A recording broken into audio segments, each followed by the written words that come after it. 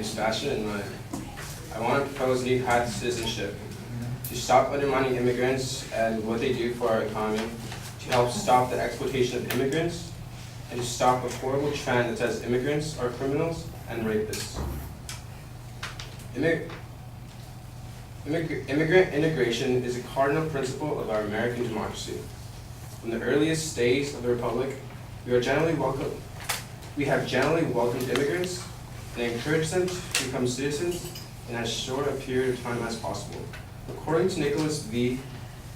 Montalto, president of New Jersey-based Diversity Dynamics and consultant of immigration-related issues, he states, most undocumented people provide valuable services to other Americans, services that could not have been provided otherwise because the current half-century-old immigration system sets strict limits on the legal migration of lower-skilled workers, and because many native-born Americans are unwilling to do certain jobs, such as caring for our children and seniors, mowing our lawns, cooking our food, washing our cars, or picking our crops. Unauthorized immigrants contribute to the economy of vital industries and pay billions in taxes, but it's also true that 5% of the labor force is comprised of unauthorized, deportable workers who aren't fully protected by the U.S. labor laws. Unauthorized workers are often afraid to retaliate by taking actions that can lead to their deportation.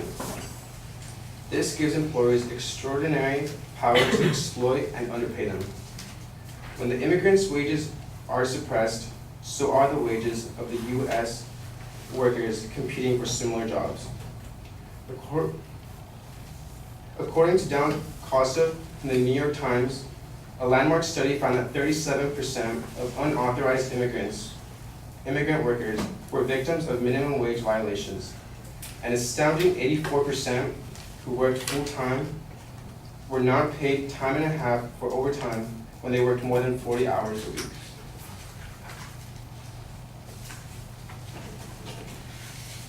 The only way to achieve sustained wage growth is if American and immigrant workers organize and build power through unionization and collective bargaining.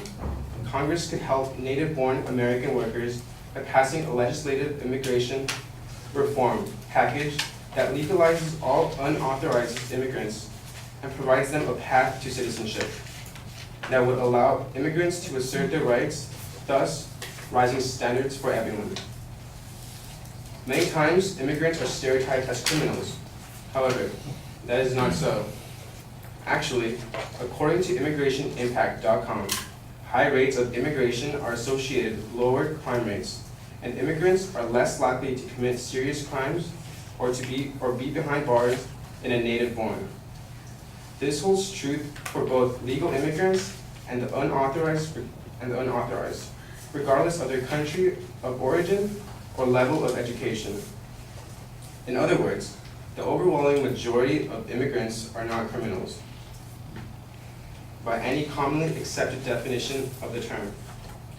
According to CNN, CNN.com, immigrants who experience even the slightest brush with the criminal justice system, such as being convicted of a misdemeanor, can find themselves subject to detention of an undetermined period, after which they are expelled from the country and barred from returning, the report says.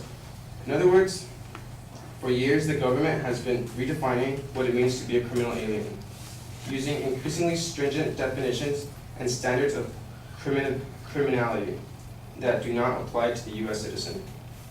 So, in other words, what the criminal justice is doing is any little crime that an immigrant could do, just because he is an immigrant, he's already pretty much considered a criminal. So, any little crime they do, any misdemeanor they do, they'll consider it a crime. So why do immigrants choose the United States? Just like you hear about job opportunities being more abundant in America, there's more widespread education than in many countries. Immigrants come to America in order to pursue higher education in our system It provides a wide variety of options to suit all kinds of needs. There's a college for everyone here, between public, private, large, small, liberal, or even online. Another education reason for the immigration is that there's a better based educational system here in general. Some people might be trying to better their children's lives by living somewhere that they can have better education access. What I'm trying to say is that people are always going to be immigrating to America for a better life and for a better opportunity. Many people outside of the US are living their life in fear. For example, Mexico, which according to the PFW Research Center, make up about half of all unauthorized immigrants. According to Frontline.com, the Mexican government released new data showing that between 2007 and 2014, a period that accounts for some of the bloodiest years of the nation's war against the drug cartels, more than 164,000 people were victims of homicide. When people's lives are on the line, they look for any kind of help or solution. Since the US is their neighbor, it's only common sense that they'd want to come over here and search for a better life. Thank you.